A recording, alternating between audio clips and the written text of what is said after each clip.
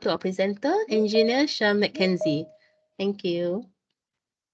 Okay, Mr. Shawn, you can start anytime when you're ready.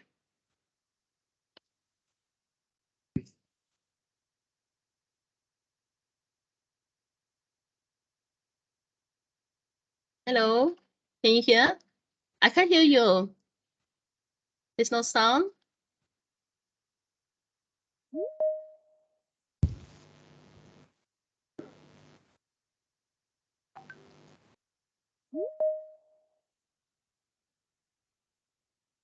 We can try again, Mr. Shawn. See whether we have any sound.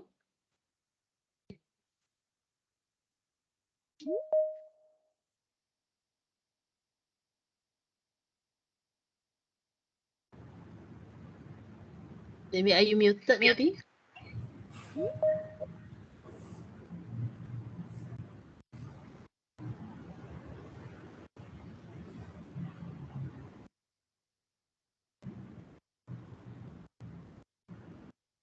Mr. Shawn, are you speaking anything? Because we can't hear anything now.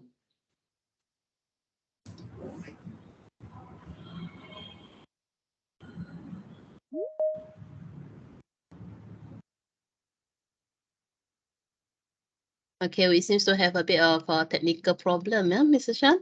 So maybe wait for a bit more for him to figure out.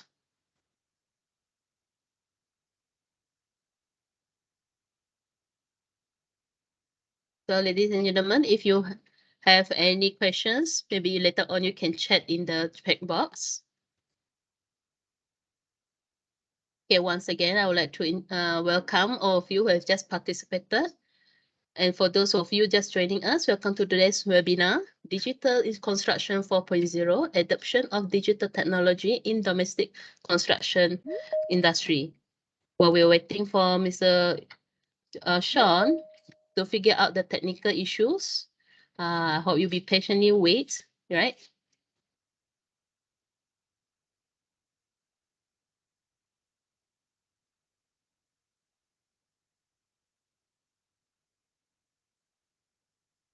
I feel, let's see.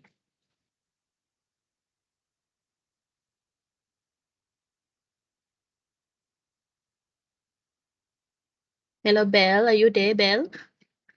Yeah, I'm here. So we're still waiting Okay, for Belle. Mr. Shawn. All right. Okay, sure. Yeah. So I hope everyone will be patiently wait for Mr. Shawn. Because from the CV that I see, Mr. Shawn is a very well versed in engineering.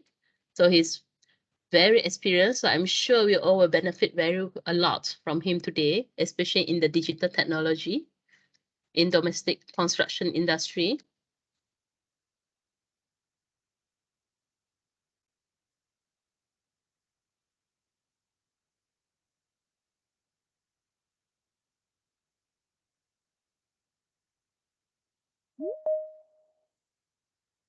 Okay. Can you hear me now? Yes, we can hear you. Welcome back. Sorry. Maybe I can say that. Yeah. Okay. Sorry. Okay, I'll hand over to you, Mr. Shawn. Thank you very much, Ms. Liew. There was a Right, quite thank you. Yeah, quite overstatement of introduction. Okay, thank you so much. Thank you, everyone. After it's understatement. All right, sure. I'm sure everyone doing pretty great. All right. Now, first of all, before I start the session, two things I'd like to do. All right. First of all, I'd like to thank the APTT, okay, Association Profession of Technologies, Technician Technologies, for organizing this event, together with Sarawak Multimedia Authority, SMA, and also BCSS, Consultancy for inviting us, for inviting me to have this host talk. All right. Now, secondly, in the event during the session, if you have the internet line interrupted, please just feel free to interject me. So I hope we have our 5G very soon. So I'm going to share my slide now. Okay, so okay, let me just share my slide. Okay. You cannot see my slide, huh? Okay, so yeah. Right. Okay, if you can't see my slide, do let me know, huh? No, there's no slide. Yeah, Wait, no slide. It's only white. Maybe a bit, we give it a bit time. Right, sure. I need to try to share again. Yeah, I want to try to share again. Okay, no problem. Okay, let me just share the entire screen. Ah, All okay, right. we can see now. My side now. All right. All right, Okay, guys, nice. thank you for your question. All right. So can I have this time now? Yeah. Okay, thank you so much. All right, good afternoon, everyone. Today's session is going to be very brief, about 25 to 30 minutes. I promise it's going to be a very interesting topic. All right, if you have any question, do ask during the question and answer session later. All right, so we're going to start our digital construction 4.0. Today, we're going to talk about adoption of digital technology in domestic construction.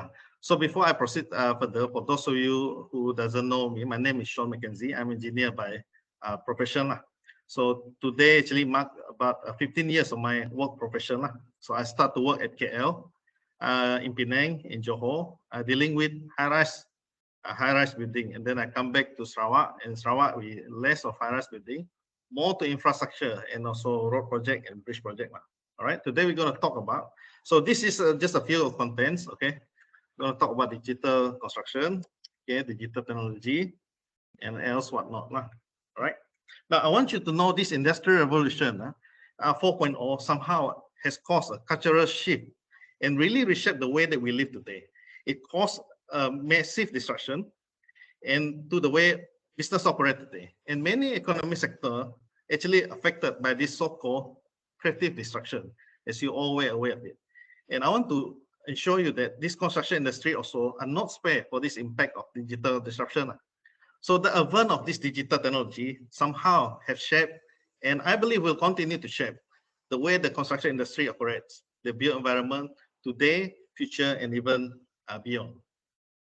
Now, when we talk about the future of construction, what are the first thing that really comes to your mind? Now, about 20 or 30 years ago, probably this is just a science fiction.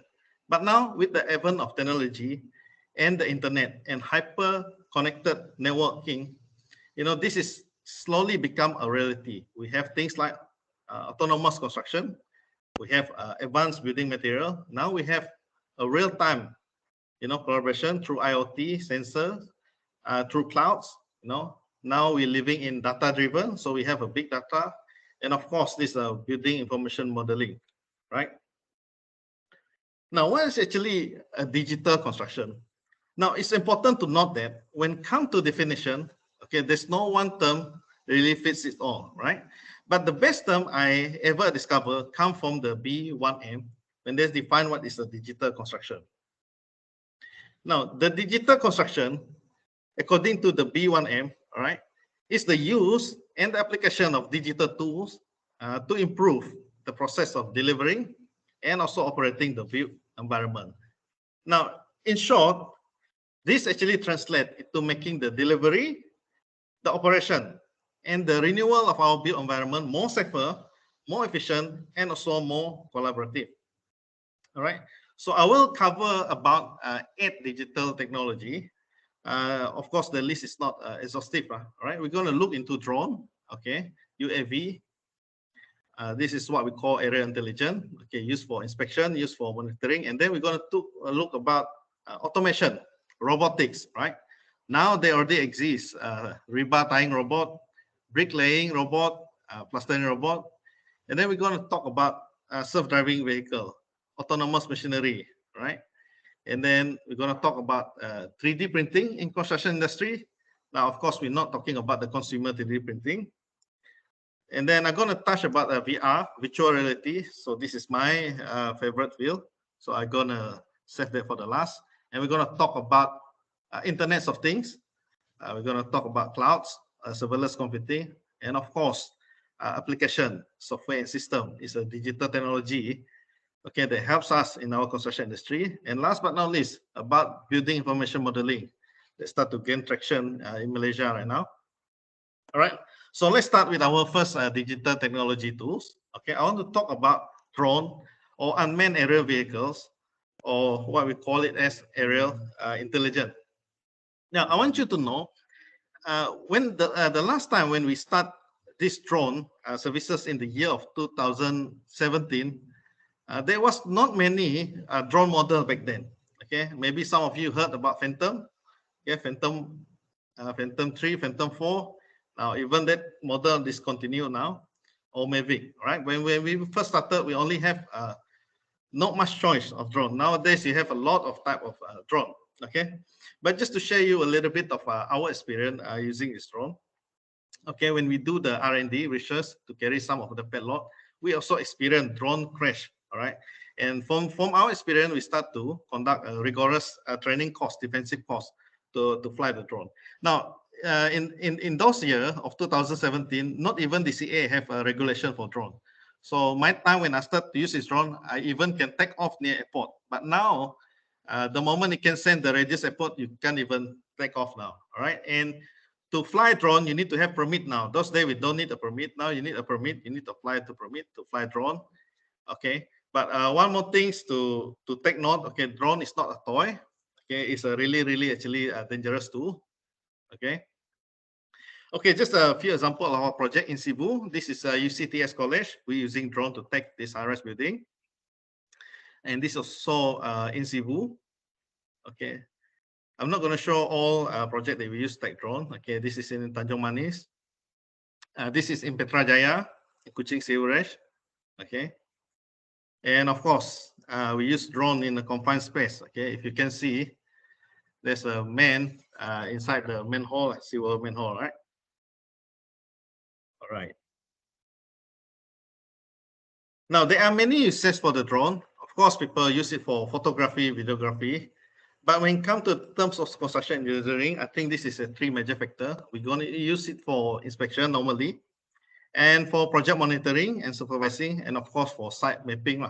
So when it comes to inspection, you can do tower inspection, okay, especially those who are electrical tower, and for confined space, for high-rise building, we also use drone when we want to check leakage for roofing at Masjid Jami at Petrajaya. All right, and drones start to gain more and more momentum in Malaysia market. They start to gain traction. Okay, they use it for monitoring, they use it for supervising now, and of course for surveyor, they love to use drone now. It's much easier for them. They can do site mapping, site survey, come up with all this contour, with all this tachymetry, and with all this topography. Of course, among others benefit, I would like to say is drone is safe, okay, for safety reason. Okay, you can do inspection at hazardous area like high-rise building, electrical tower, and sometimes for a confined space, just like a hall where the oxygen level is very low. So we do also inspection at that kind of confined space. Now, when you talk about efficiency, gone are the days when the last time when you used to take a photo, let's say you have a road project, a lengthy road project, about 30 kilometers or even 100 kilometers. You don't need to walk one by one just to take a photo. You just use the drone to take the photo. And it also gives you a bird eye overview. Now, of course, now drone is more to data driven, it's area intelligent. Okay, it uses land mapping, can do land mapping, also 3D control, right? So I'm going to show you some video. Now, this video purposely without audio. All right.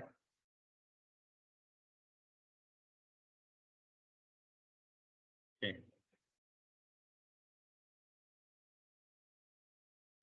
So this is how the drone actually do the scanning. All right. They take all this data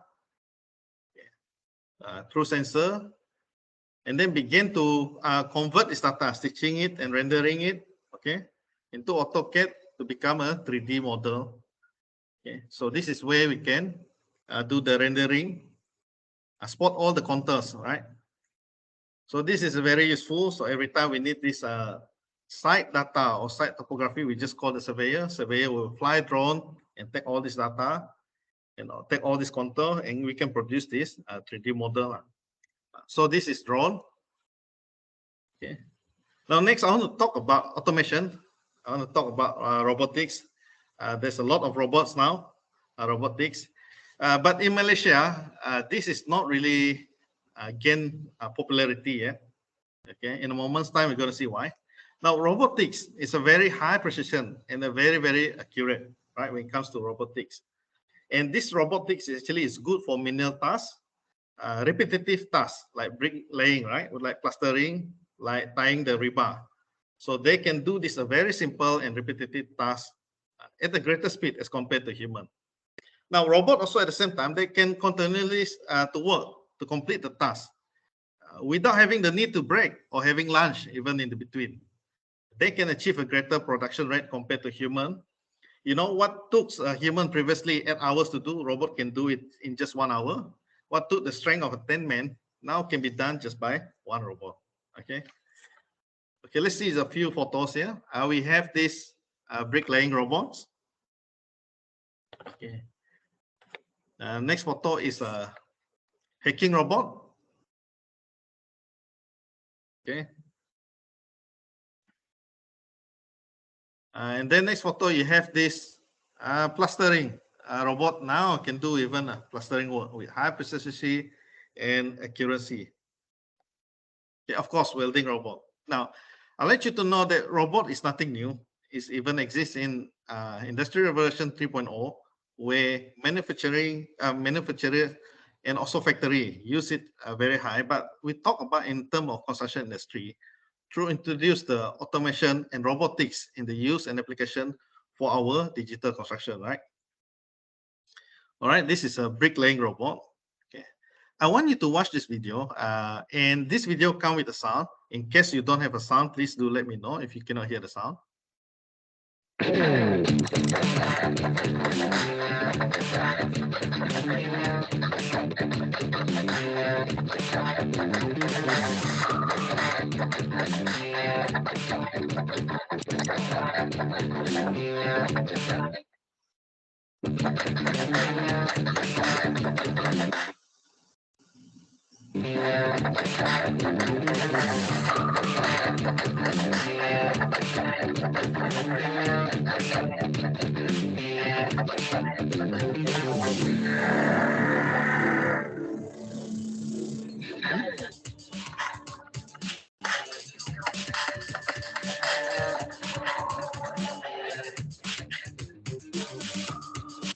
Okay, I think got stuck a little bit. Okay, let me just fix that a moment.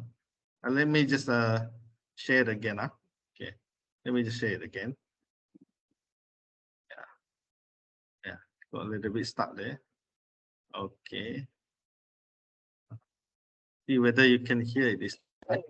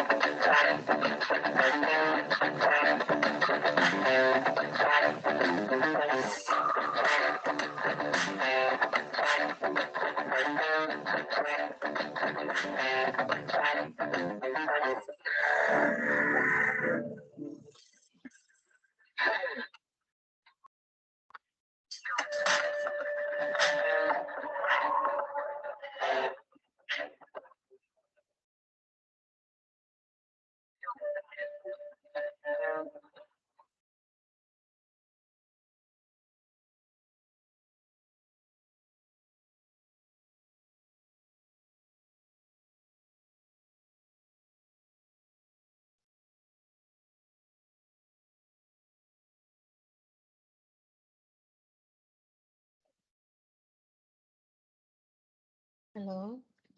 We lost the sound. Yeah, I think okay. Probably because the internet connection. Okay, I'm gonna play the video once I have the opportunity to play it again. Don't worry. Okay, I'm gonna share the screen right now. I try to share the screen again. Okay. Miss Liew, I will off my video just in case it carry a lot of bandwidth. Okay, let me just turn off my video. So I just share my screen again. Okay, sure. All right.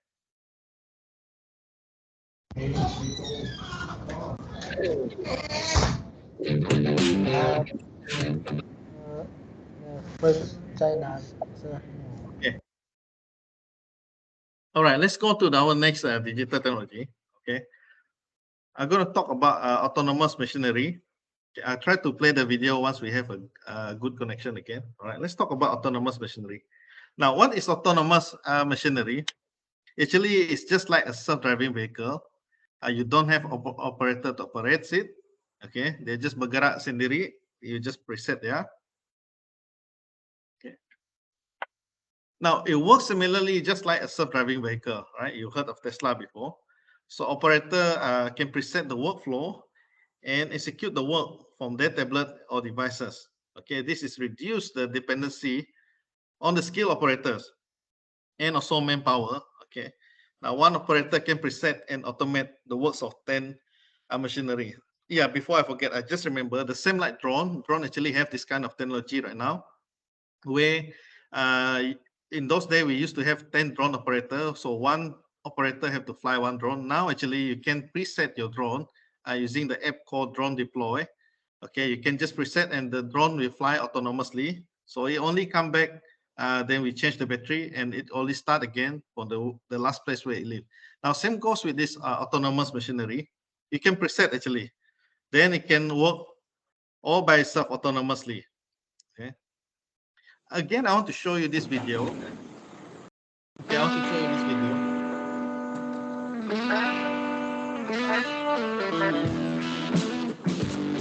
Yeah, can you hear?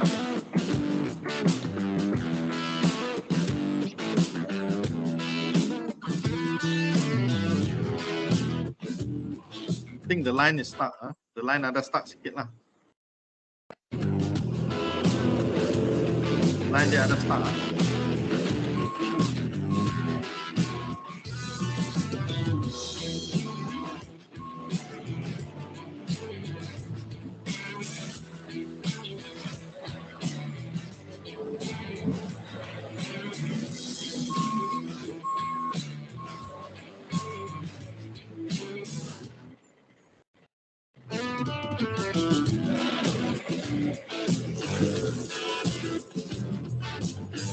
Now this dozer actually operates without operator. Okay, this dozer actually operates without operator. Okay, so you already preset there. You can do your works. You can do your works. You can do your other works and then come back again. The operator still do the works. The dozer still do the work.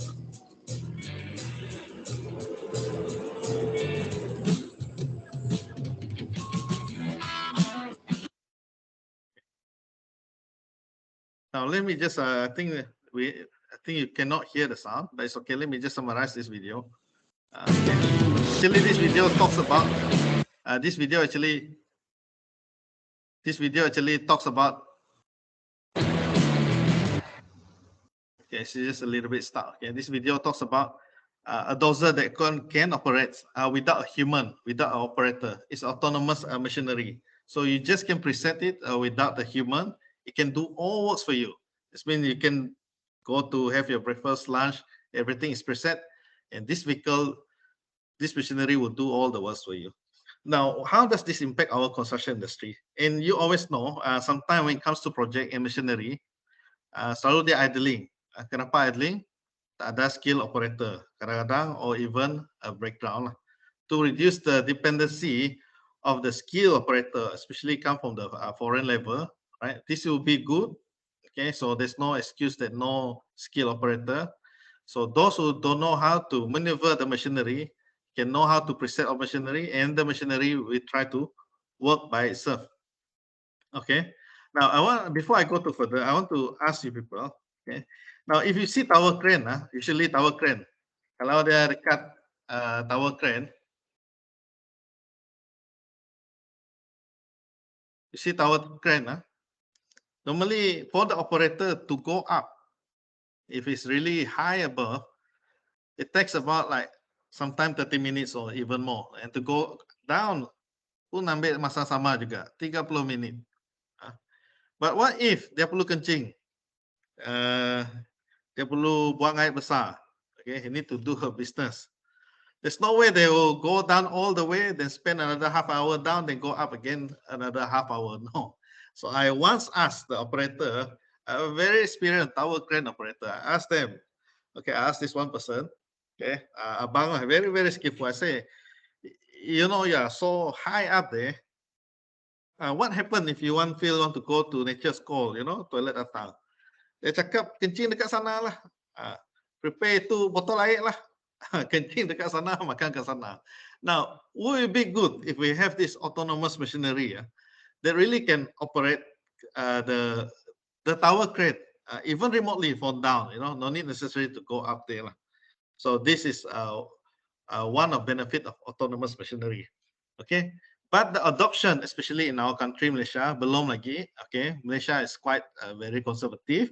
Okay, I want you to know. I give you one scenario. Now, let's say if you have a project dekat Similajau,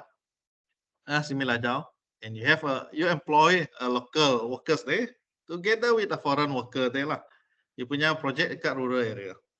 Now, what will happen if this worker suddenly see the excavator pandai bergerak sendiri, pandai jalan sendiri? Of course, dia cakap, bos, ada hantu ini tempat, bos. Keras ini tempat, bos. So our construction industry still quite very conservative approach. But of course, probably one of the reason also because of factor cost. Satu lagi issue is because whether they have a service center here, spare part kalau dia rosak, who to call. All right, that's about autonomous machinery. I'm regret that I cannot show you. Some of them are very great video. I try to see whether I can show you again later. All right, so let's go to the next one. Okay, 3D printing. Okay, 3D printing actually is already long in the market, been there in the market for more than decades already. Now they have many types of 3D printing, and of course we are not talking about consumer punya 3D printing lah. We talk about commercial construction punya 3D printing concrete, 3D printing concrete, right? So this 3D printing actually, it can help to automate the manufacturing process on site instead dekat off site lah. So it's useful actually if you have this repetitive shape or mold macam B.B.S. Okay, you can use it to print and fabricate this modular or component. Okay, it's more affordable. Okay, more environmental friendly, especially sekarang the rising of cost of material. Harga rumah pun naik gila-gila, especially dekat Sarawak rumah sangat mahal. Maybe this one can help, to produce a more, not to say a low cost housing, but we call it more affordable housing lah. But of course, 3D printing is still relatively masih dekat dia punya infancy stage, right? In fact, most 3D printer that involved in construction industry, they are still being tested now, still being tweaked lah, right? They are not really ready for manufacturing purpose yet or for construction industry yet lah. But of course, there's a great potential here. If you just can print out your design, print out your house, not create, not view, but print your house out. Okay, so reduce the dependency on, skilled worker, reduce the manpower. Just pakai itu 3D printer, print the house lah. Okay, so this is just one of the example. Okay, of 3D printing lah. Of 3D printing. Yeah. I want to show you the video, but I think line saya ada stuck lah, most probably lah. All right, but it's okay. I'll just show you a few bit of it. Okay, this is just a sample. Buat size macam ni pakai 3D printing. Just print out directly, from your computer. Let the printing machine do the work. Very precise, high accuracy. Okay, and this is the one a big scale.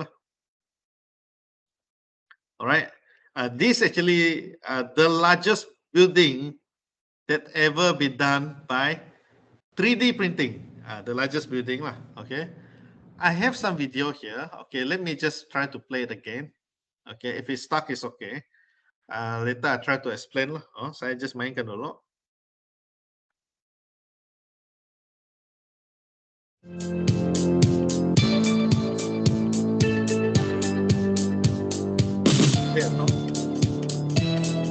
That's the sound, right? Okay.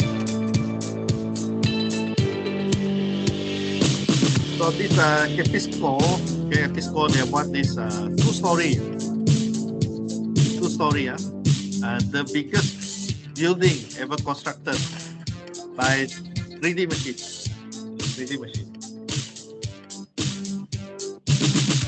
Satu mesin tidak perlu banyak pekerja.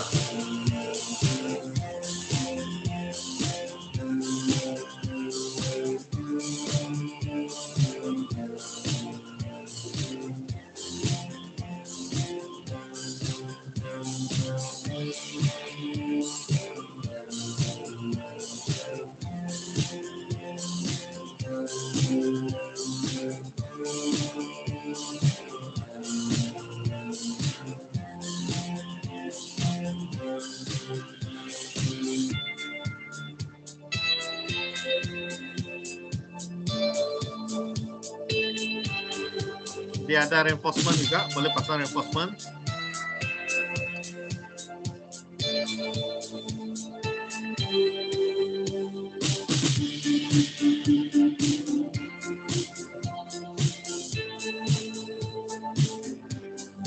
Good affordable housing initiative. Okay, so as you can see in the video just now, okay, only one machine just take only 3 human manpower lah. All right. So they produce the largest 3D building they ever printed up to 2-story high. Now I don't think this is at the moment there's no study or case study really use 3D printing untuk buat high-rise building lah. So I don't think it's really fit that well. But I think for single story it will be very good. Okay, it will be very good. All right. Now in Malaysia, of course, for me, in my experience, I never came across any project site that use 3D printing. Like we mentioned just now, it's still at its infancy stage. All right. Of course, it's been a while there. We hope Malaysia will start the route. Okay. So it's good to find out that Sarawak consolidated industry berhad. Okay. 1 year ago, 31st October 2021, okay, they say they want to pioneer this 3D printing tech in local construction industry. So there's a good momentum, okay, startup for a local construction industry player. They start to tech. Okay, now 1 year later, which is about last week, okay, coming out in Borneo Post, okay, they start to print. They call it the first 3D printed house revolution in Sarawak. So let me make it bigger for you. Okay, the first 3D printed house revolution in Sarawak. Okay, dapat tengok ke dia punya rumah? Ini menggunakan 3D printer. Not bad. For single story boleh lah. Saya mau buat rumah kebun saya. Boleh. Ini okay lah. Boleh pakai rumah kebun. Okay, but not bad. SCIB, okay, Sarawak Consolidation Industry Berhad. They really take this leap initiative to venture into this 3D printing lah. I hope we continue to see it gaining momentum of this 3D printing lah. Of course, like I said today, harga rumah, especially this Sarawak, actually very, very expensive with the rising cost of material. And of course, we and Borneo, everything have to ship here, tambah lagi 15%, everything is very expensive. And hopefully this 3D printing can help that to provide more affordable housing. I think up to single story might be safer level. All right, that's about 3D printing. All right, let's talk about BIM. I want to talk about BIM, building information modeling. Now, when people talk about digital construction, most of them associate it with BIM. But as you know, BIM is not the only digital tools that are available in digital construction. But in fact, I wouldn't say BIM is part of this Industrial Revolution 4.0 because BIM is really the pioneer of, I would say, digital construction. The idea of BIM actually already conceptualized since 1970. Sudah lama sebenarnya this BIM lah. But of course, now with the advent of internet, with high-speed internet connectivity, okay, it become more prevalent lah. Kita ada BIM cloud semua ni lah. Alright, let's look into it. Okay, so as you can see, BIM ada banyak dimension. Okay, last time 1990 hanya level 0, we start with CAD, and then 2000 millennial.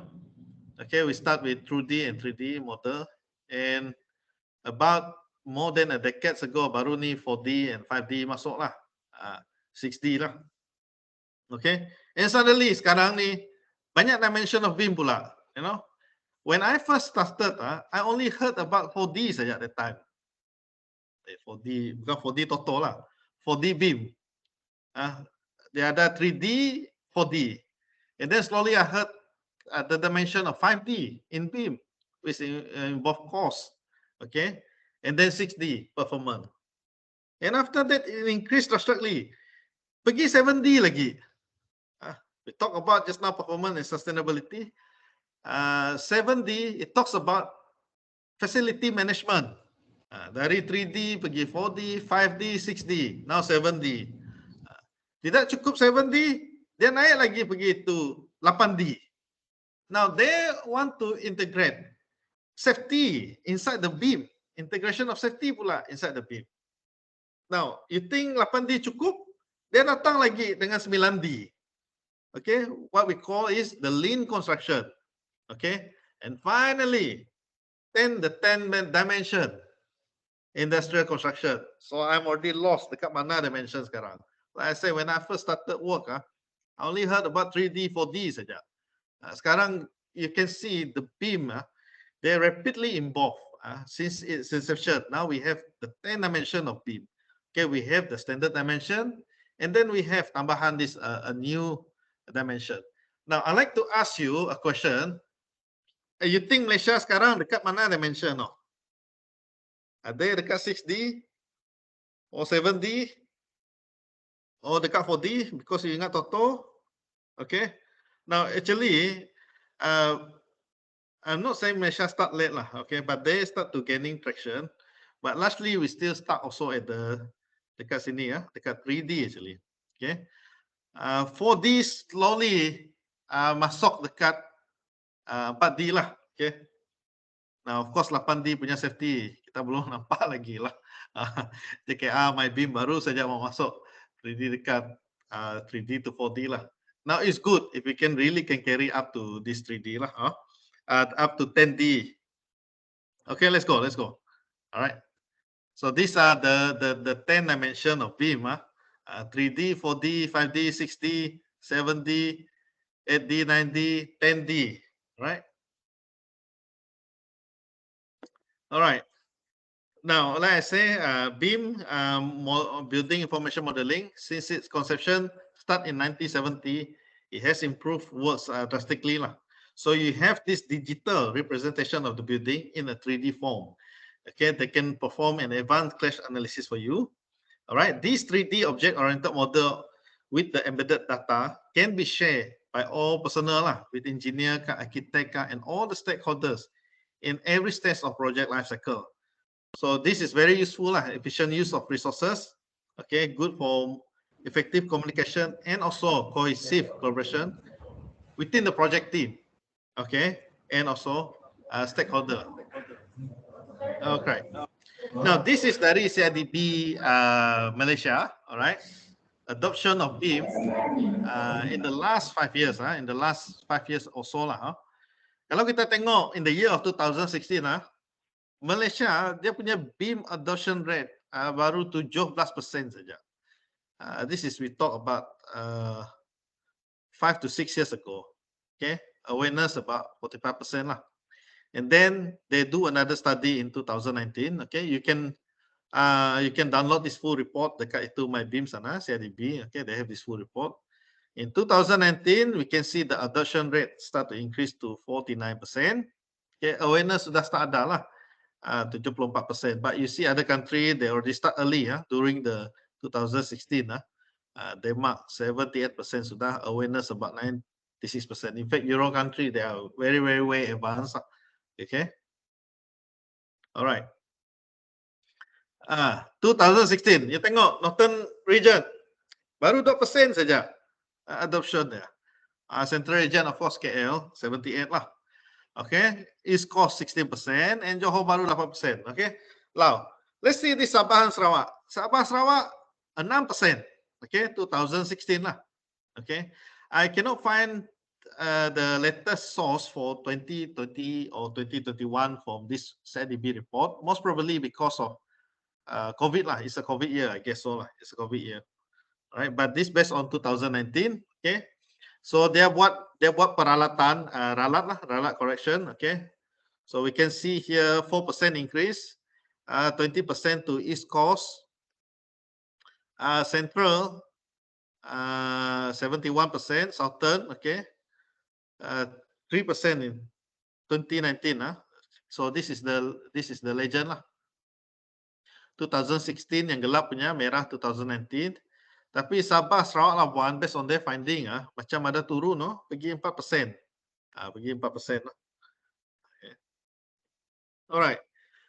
Now let's look about BIM adoption by profession. Okay. In 2016, architect they are dominant about 42%. Contractor baru 13%, engineer 21%, to developer maybe 2%. Okay, the reception, the awareness or receptive towards this adoption of BIM quite very low back then lah. But kalau you tengok 2019 sekarang ni, okay, there's a great awareness among the client also developer 23%. Okay, contractor ada 16%, and of course federal government JKR sekarang. Okay, some of the project they mandatory require you to have BIM during tender, right?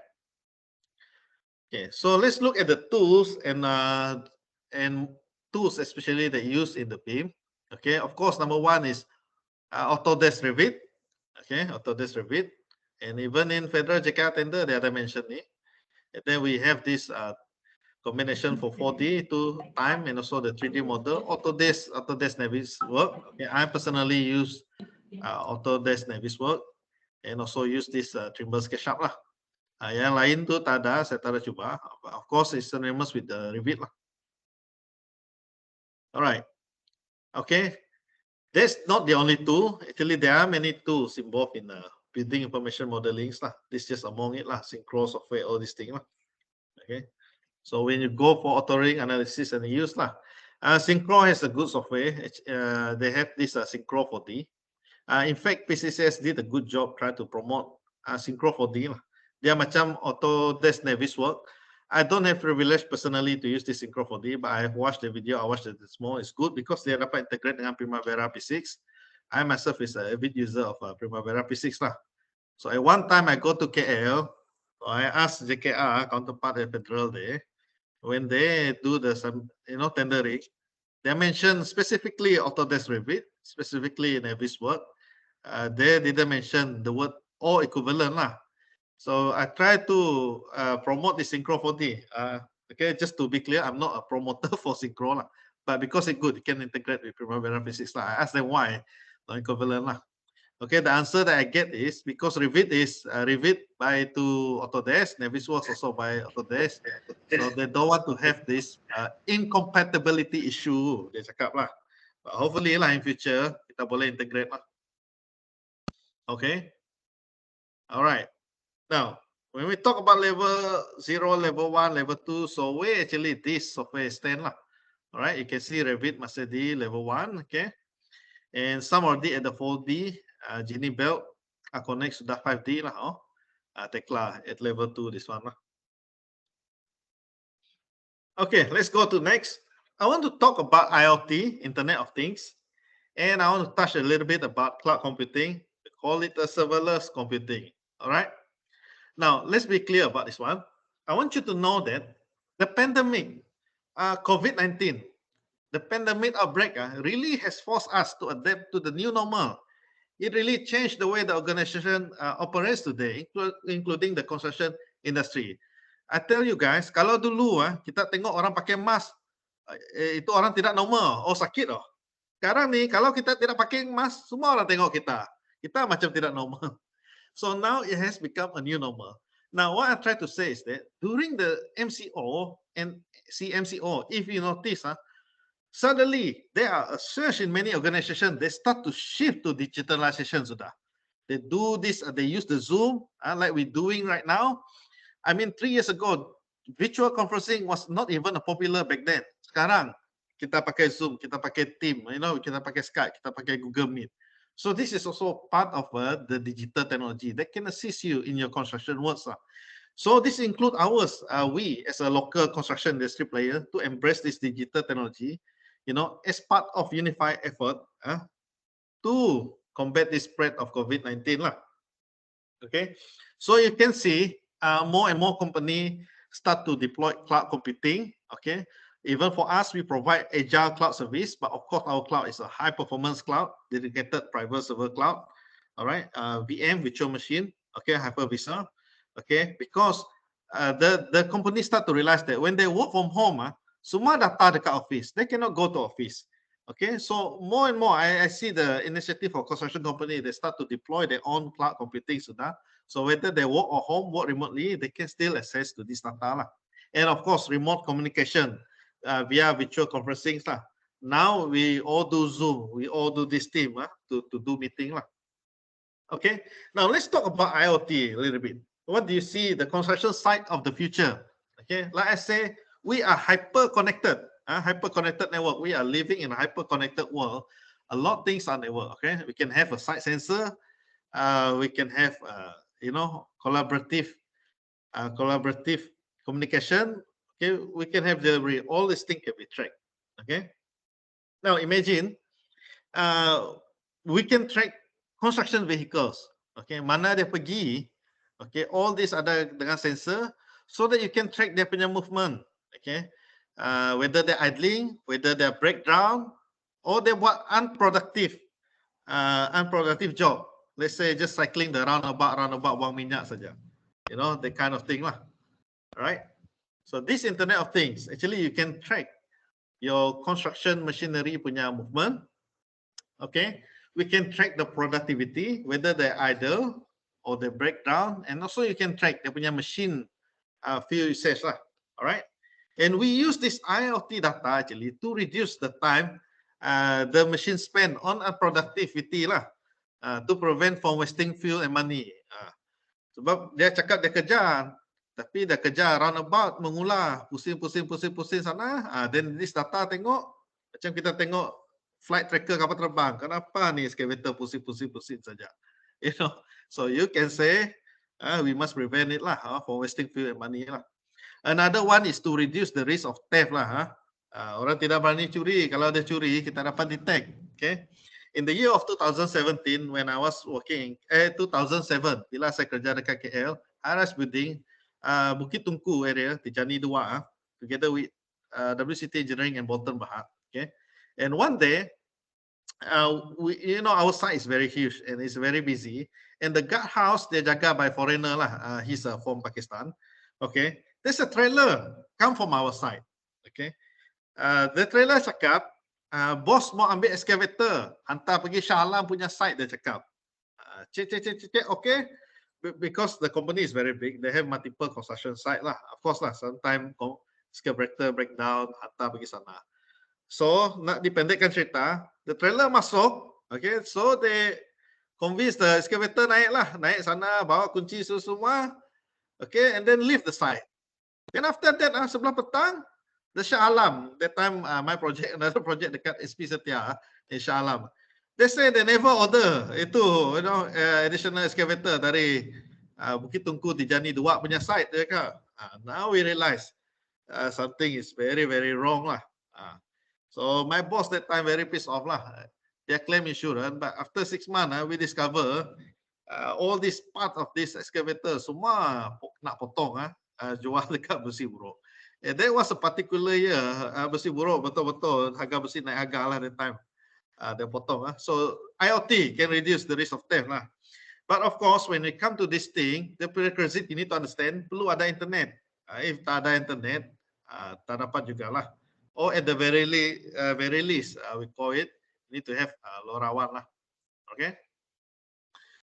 Okay, next, I want to talk about mobile apps or system lah, or software lah. Bak kata Premier, ketek aja lah. Penting lah sistem ketek aja. Penting lah sebenarnya.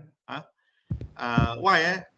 Okay, now I want you to imagine. Okay, imagine if you are sitting 1,000 kilometers away from your construction site, whether you are in KL kah, London kah, Tokyo kah. Kalau your site dekat jauh dari Miri, okay, and yet at the same time, okay, you are able to access and obtain detailed information and the visibility of the project progress within your fingertips, right? You know why I say fingertips? Because handphone has become our second nature sudah, right? Bangun pagi tengok handphone dulu, bukan berus gigi, handphone dulu tengok lah. Okay, so it become a second nature, all right? So fingertips, right? So this is what we invent. This is what we do. This is all possible, right? Okay, in our company, we develop a system called RPMS, Recorder Project Management System. This is very super powerful system and yet super user-friendly system lah. So this system actually loosely based on PMBOK. You heard about building information modeling. Now we have this project information modeling. So it's loosely based on a project management body of knowledge lah, PMBOK. If you heard before lah, okay, they are the project planning all the way sampai project closure. and asset maintenance. Alright. So dulu kalau you mau data, you terpaksa tanya this engineer, what the progress of site today? Sekarang pengarah tak perlu tanya, dia just ketik aja dekat dia punya dashboard, dia boleh tengok sudah progress tu, right? Right. I cannot show you everything in the system lah. Okay, just this is just a glimpse saja lah. This is just a fraction of what the mega huge system that we have that we develop for Recorda. All right. This is dia punya dashboard. Ini dia punya menu lah. Oh, you can see what menu they have. Okay. This is dia punya overview dashboard. Okay. So the stakeholders are normally the chairman of this agency. Dia dapat monitor dia punya project. Okay. For example, like NRDA, dia boleh tahu berapa project is ahead of schedule, on schedule, or behind schedule, critically delay. And of course, they can go to even more further details lah. Sometimes stakeholder also mau tahu berapa total expenditure. Semua ni lah. Okay, so we create a system so powerful to them and yet so user friendly for them lah. Okay, so I just give you a little bit a glimpse of the system saja lah. Alright. Okay. This is NRDA. Okay. And we also ada traffic light system. Kalau dia merah, dia berklip-klip lah, dia blinking. Alright. And also project dashboard, S-curve.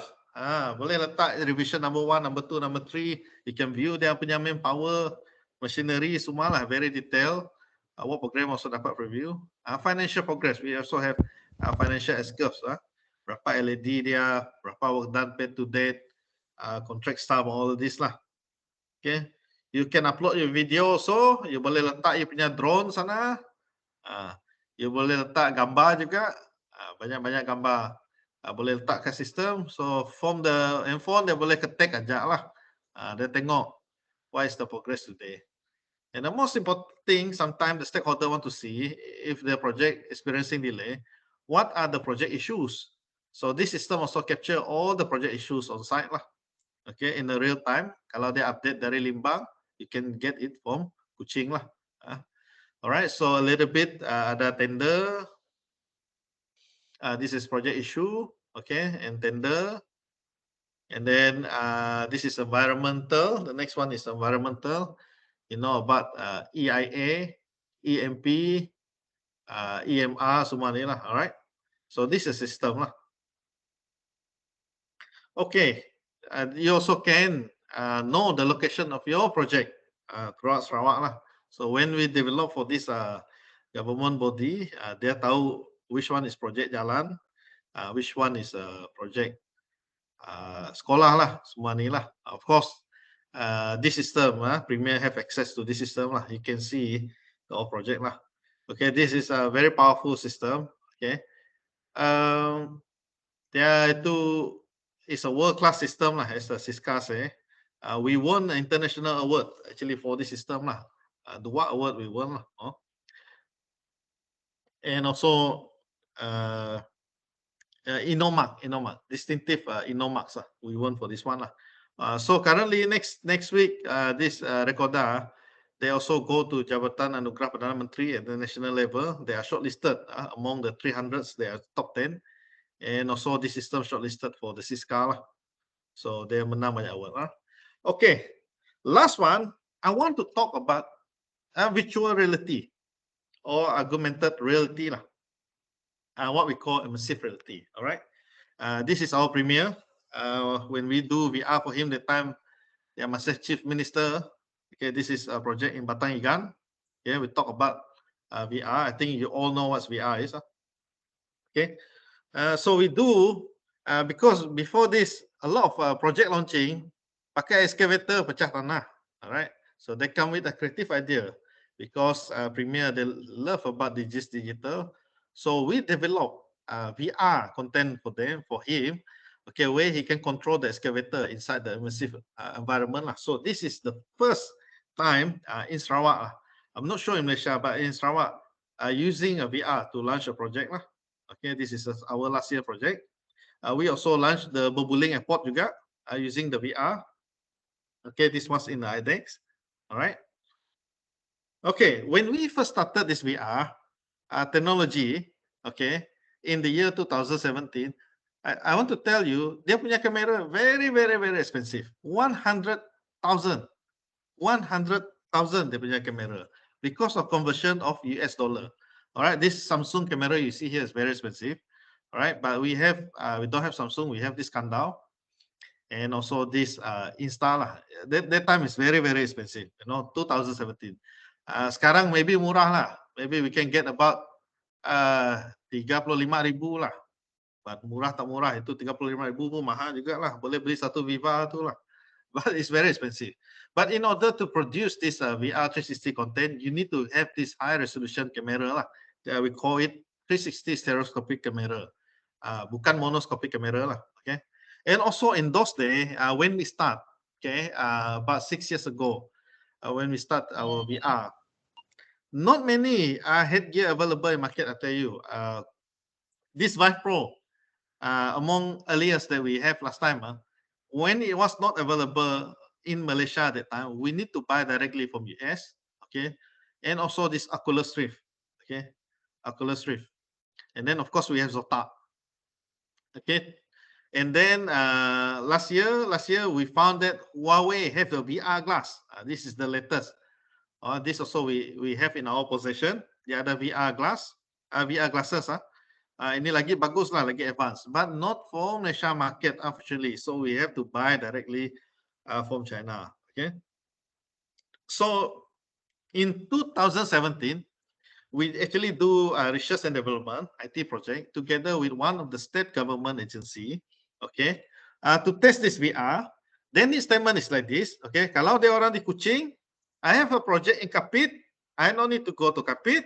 Okay, you just set my virtual VR port here in my office, virtual environment, but I can see the project dekat Kapit, dekat Kapit in the real time, in live. So we start to embark into this project. Of course, it was successful in a short distance latency lah. So 3 locations we ada, Tanjung Manis water supply, then we do CTS Ibu, and also Kuching sewerage system lah. Alright, 2017, I think 2017 to 2018, something like that lah. We start this, begin test pilot project. 3 location lah. So we invest in this stereoscopic camera, the software and all this VR port lah. Right. So the project was success. We pakai the built-in Wi-Fi, bukan internet lah, the built-in Wi-Fi. But the sensing distance hanya untuk 80 meter. More than that, you cannot get a live real time sudah. And of course, another experience is that the latency is very long. 1 second, 2 second, dia punya feed. Okay. Normally, you want to reduce this latency lah, tapi it is too long lah. Okay. Now, this project was successful, implemented di Kuching. Okay, we implement di Kuching lah. But kalau dia sukses di Kuching, not really much of a value because kalau di Kuching, you can always drive your Hilux, go to project and visit the project lah. This is actually very useful to use at the rural remote area actually. Kalau you no need to go there, you save cost, you save your time. Anytime you want, you just masuk dalam VR room saja, you tengok what the progress of your project lah. This one we successfully try in a short distance, 80 meter, boleh lah, boleh. But rural area, this is some of limitation we address to Yang Berhormat at that particular time. We cakap, of course, kalau we monitor this Kapit or Betong the area, that can be done as long as you have the internet. Okay, not just any internet. We need 5G bandwidth spectrum, because 1 minute of this VR, they punya streaming, about 1 gig, 2 gig. Like we say, we use high definition punya stereoscopic. So we need 5G. Okay, so really needed actually this 5G lah. So SMA actually has done a very good job. Phase 1, they erect 200 towers. Phase 2, I think another about 200 towers lah. But we hopefully, the government, I'm sorry, bukan government government sudah kena dissolve. Parliament dissolve, saya lupa. We hope the new government, the new federal government, work together with the state government to continue the Jendela project. Jendela project, jaringan digital to provide the 5G lah. So I hope one day, using this VR can be materialized in the digital construction industry lah. I hopefully by 2030 dia boleh tengok, that's mean tak perlu pergi jauh sana, pakai VR saja boleh. Now, I want to get your attention, okay? Let me just pause sekejap. Sekejap, saya buka sebenarnya video, and I want to share back my screen with you. Okay, I want to share back my screen with you. All right, so I want to get your attention, and why is this actually very important, even in our generation and even in our era, because of this. All right, because of this. Okay.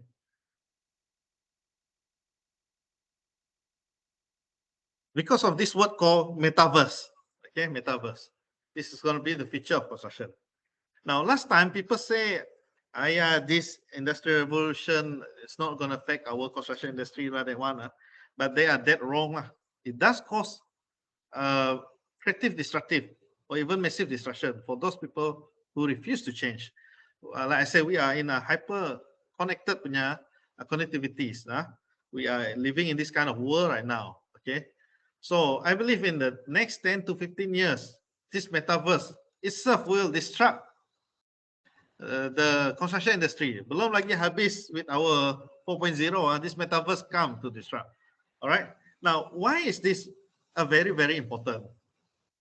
Because in the next 10 years, okay, the generation that will enter into the workforce is those generation that born after 2010, which is what we call generation alpha. Okay, there's no more generation X, Y, Z or millennial. We call it generation alpha.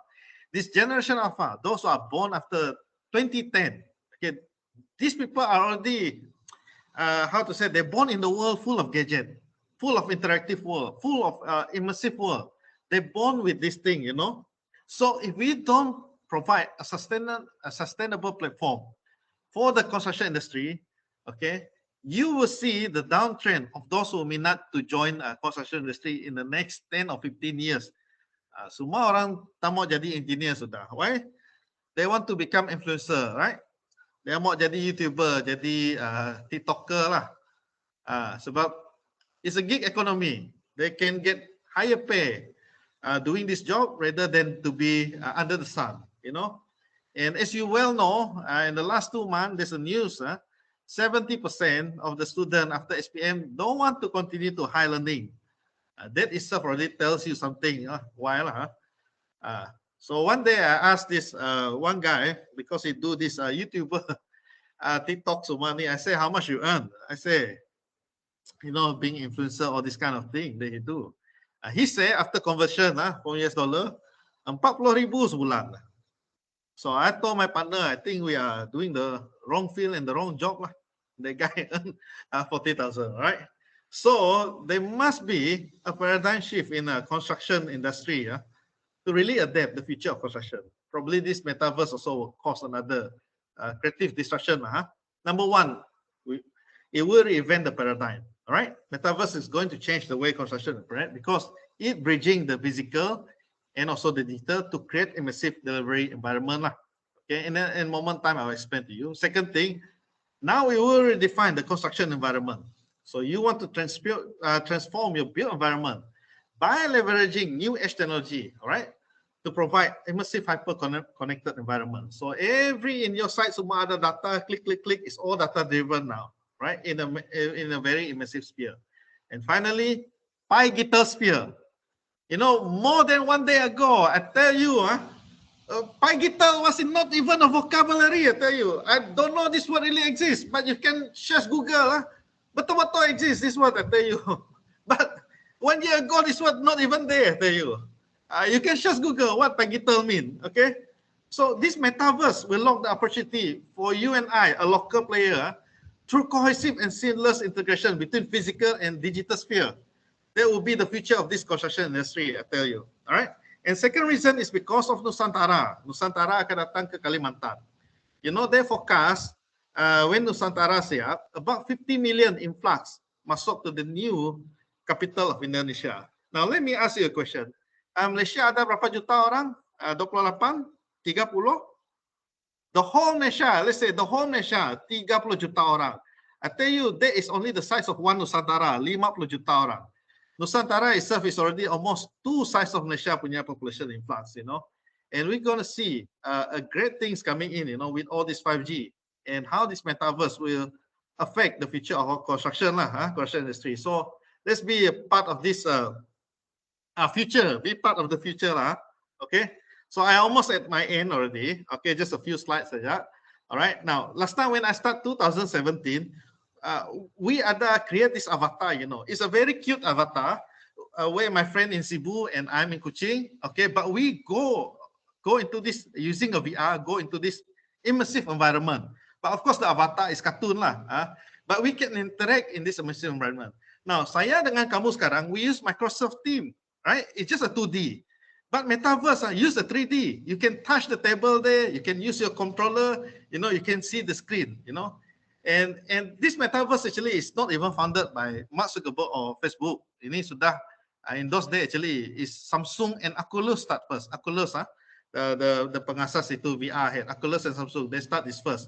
So Facebook, they see the potential of this metaverse. He bought over Oculus. How much? 1 billion, right? You read the news. He bought over 1 billion because they saw this potential. Obviously, they know something that we don't. Then suddenly, all these big five join this metaverse, right? Apple, Microsoft, Facebook, Amazon, all these the big five start to join this metaverse world. But I want to share you this video. The latest video. Now we've made them a lot more expressive. Not just simple things like left, right, up, down, but also the nonverbal cues that we rely on to communicate with each other and understand tone. Things like raising an eyebrow, squinting, widening my eyes, or scrunching my nose. These avatars are way better at capturing those subtleties that define physical interactions. They're just much more natural. Okay, you can and being able to control the lighting on the avatars adds another dimension of life to them. When we move the light around, you can see how it interacts with my hair, reflects on my skin, and you can even see it in my eyes. This is not the real. These are awesome, it's but avatar. they take a really long time to generate. Very, very interesting. So we're working on something that's a lot in the metaverse punya realm. And we've made a lot of progress with what we call instant avatars. All you need for this. All right. Yeah, I'm not going to go further there, but I want to show you the last video. Okay, I want to show you the last video. Okay. Now, this excavator actually operate dekat Munich, Germany, but he do the digging job dekat South Korea. Okay, he do the digging job dekat South Korea. This means the world of metaverse, you just can work from home saja. Not even need to go to the site.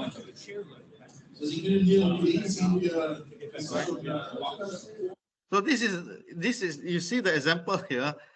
This operator, they are dekat Munich, Germany. He doing a digging site, you know, at South Korea. Metaverse unlock this a new realm of opportunity that we never seen before. Work from home, you know, just work from home. Tidak perlu turun site pergi jauh. Work remotely, you know, as long you have this internet connectivity. I know what very interesting era that we are in right now, and I really hope to see more. Okay, in the year 2030 lah. Okay, so this is my final words lah. All right, before I conclude the subject matter. All right, this is my final word. I want to make conclusion. To me personally, it's like this. Digital transformation actually is truly a cultural transformation itself. I tell you, that's the truth. It's cultural transformation. It's all about paradigm shift. It's all about changing mindset. I tell you, it's not so much so about you having a high technology in your office, or even have a tech-savvy skilled workers or talents, or even have this digital workspace environment that like I have in my office right now. But really, it's about changing the mindset. We're shifting the paradigm, you know, and also embrace this creative destruction in ever-changing landscape industry, especially the construction industry that we have right now. They change at a very fast pace. Okay, why we want to do this one? We want to create a sustainable construction industry ecosystem, a sustainable future actually. Now, if our generation, we cannot sustain this construction industry in 2030, nanti PCDS post COVID development system, if we can't even sustain in the next 10 to 5 years, nanti orang macam saya, macam Miss Liew, and the rest of engineer, tak ada kerja lah kita ni. You know why? Like I say, the youngster now, 70% after SPM, they are not interested to combine to go to university. No one want to become engineer because engineer is no longer sexy. They want to become entrepreneur. That's the word. It's more sexy, Jadi YouTuber, influencer, apa lagi? Itu TikToker, all this kind of thing. So I told my friend, ya kita ni salah kerja. You cakap-cakap YouTube, TikTok dapat 40,000. Kita masih under the sun. But that's why metaverse is very important, because of generation alpha, those who born after 2010. The next 10 years, they are the one that will enter into the workforce, I tell you, into this construction industry. If nothing really attracts them to work, I tell you, we cannot create a sustainable ecosystem or even a sustainable future. All right. So I think I talk very much. Okay. I'm sorry for the hiccup of the internet line. I wish I can show you more of an interesting video. Yeah. But thank you. Before I end up, okay, I want to say thank you to everyone. Okay, thank you very much to attend. And I think I talked too much already, Miss Liew. I passed it back this time No, to you. no. So thank you very much. All right. Yeah, thank you, Mrs. Thank you very much, Engineer Shawn Mckenzie. It was a very enlightening talk. Okay, I was immersed. Now I just realized, yes, it's quite a long time. So now we have a very quick question Q&A. I have a lot of questions as usual, but we'll just take a few from from our guest, and then we'll just proceed on with the search, right? Okay. This is a question from Amar Faris. His question was, my question about this 3D printing tech, how do we control the concrete quality? I'm sure that he's talking about the 3D printing earlier on. And then he have like 3 questions. Okay, so the first one is, how do we control the concrete quality? Second question was to be, what type of concrete grade can be used? And the third one will be, do you know about the costing involved using the 3D printing? All right. Muhammad Asri, is it this one? Faris, Ahmad Faris. Muhammad Faris. All right, Muhammad Faris. Yes. Muhammad Faris, a very, very good question, Muhammad Faris. Now, I want to be honest with you. I'm not expert in 3D printing. Straight to the point. Okay, straight to the point. But I think as an engineer, we control the quality of concrete really from the bottom up. Dari itu downstream, baru you pergi upstream. Memang before dia masuk itu machine, you need to control the quality. But honestly, I can't give you a very accurate answer. I'm not expert on this subject matter. And like I say, I tell you, 3D printing is still relatively very new. I'm also very excited about it. SCIB sudah start. Okay, I'm also very excited. Saya mau dia buat rumah kebun saya juga. Okay, and then I think it costs definitely million. Now, if you ask me, why local players sometimes are not very reluctant? Okay, let me tell you a story. Last time Ford, bila dia datang Kuching, are very hard to sell because they only have 1S lah. You know, car right now you need to have 3S, right? Sales, service center, and also spare part. I think if those who from China are willing to set up their punya factories ini, I think more and more people willing to get into this 3D printing lah. But it's good. It's really, really good technology. Can consider for commercial investment lah. Okay, that's another question. Okay, this is by Mr. Muhammad Iskandar. He was asking, can share the slides presentation to the participants? I really anticipate the question actually. I know. All right. So I will have to discuss. Thank you, Iskandar. Okay. Now I know somebody will ask that question. I definitely know. All right.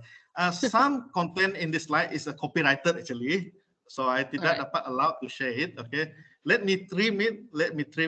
So that it's available for public sharing lah. Because some of it is copyrighted content. Nanti ada orang susah lah saya mau cari makan lagi. Yes. Okay. Nanti saya discuss with the organizer. They can email you. Yes. I will definitely will give you some slide. Don't worry. Yeah. Okay. Maybe you can share the simplified version or getting the main points in PDF, and then we can share with our participants lah. Okay. All right, thank you. Okay, we have a few of our comments. I just get a very fast one. Of Ahmad Faris also say majalah gaji engineer pun tak boleh nak selesai lagi kan, because I'm sure that they were talking about this earlier on about the TikTokers, right? Yes, I also strongly agree on that.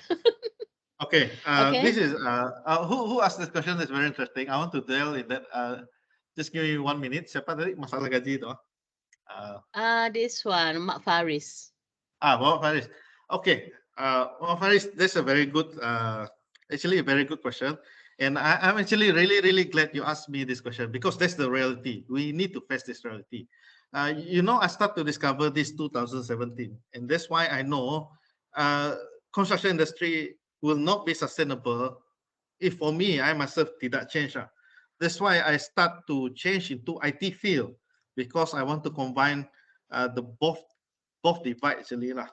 Okay, so really at my age, I memang pecah pala, I tell you, because I have to belajar coding from scratch lagi, semua macam ni lah. You know, all this kind of thing. But you are right lah. Masalah gaji engineer is one of thing. But what can I say is this: if you can increase your value, what you can offer to the industry, I think not only salary is not even an issue lah. People will look for you. Will even willing to pay you more if you can provide more value to the construction industry lah. Especially new things. Benda yang macam saya buat ni, VR, UAV, we develop a lot of the system. We do cloud computing, we do IoT. So instead of focus on the Red Sea, my advice is go to the blue ocean. Go to the blue ocean. The blue ocean side of the construction industry, that is still untouchable. You know, things like digital construction. You better go there. I think you have best of the prospers lah. I think it's like lah. All right, thank you, Faris. That's a good lah. All right. Okay, looks like we have covered all the questions. Okay, Right. The time is very jealous of us when we're having fun. Right. It seems to fly by us by. Okay, so Okay. anyway, we thank you very much, right, Shawn Mckenzie. Is there anything else you want to cover before I wrap up? I'm sure the previous final words maybe, or maybe another final words. All right, I'm really humble and honored to join this one lah. We also have 80%. Okay, I thought tadi tak ada orang mau interested because I only see 20 orang saja lah. Banyak orang.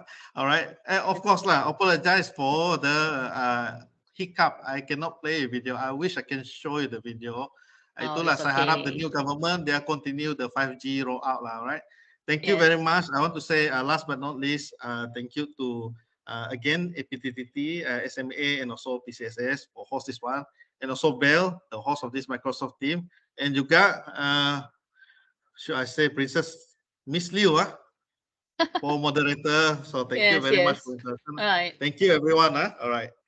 Okay, don't leave first. We need to have this ceremony yet. Okay. Okay, so just take a quick one. Oh no, please give us some more time. I would like to invite the Secretary of Association of Professional Technicians and Technologies, APTT, TS Muhammad Iksan Muhammad Bahrain, to present the certificate to our presenter. Okay, Engineer Shawn Mckenzie. All right. So that's the certificate ceremony, a very quick one. Thank you very much. All right, so before we wrap up, please on the cameras, we can have a very nice sessions. Yes, like I said, time flies by really fast when we're having fun. So don't forget to key in the attendance. All right. So Belle, maybe you will take a photo. Okay. Okay, so everyone can proceed to turning on their camera. Okay. Okay. Siapa? All right.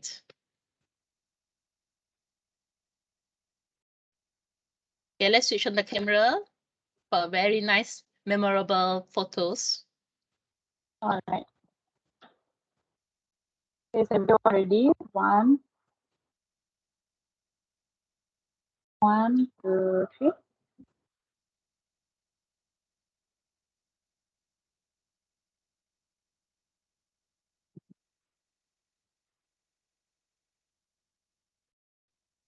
Okay, another one.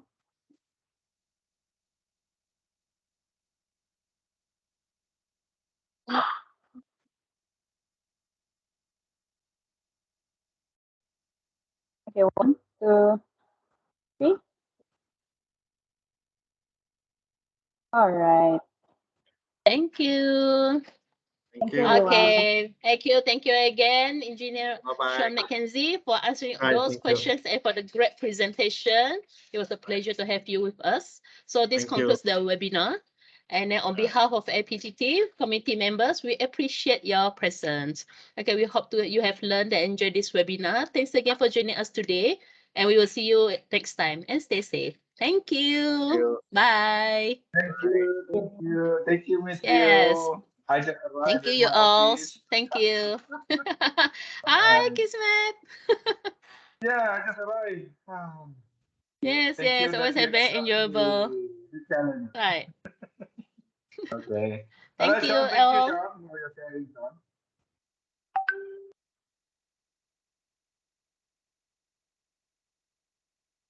Miss Sarawak. Oi, boleh tahan ni.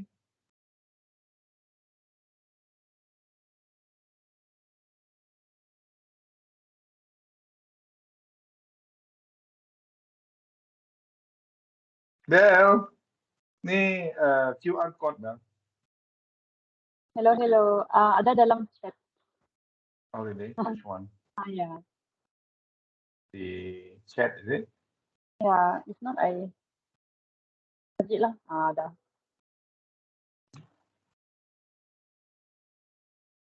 Chat.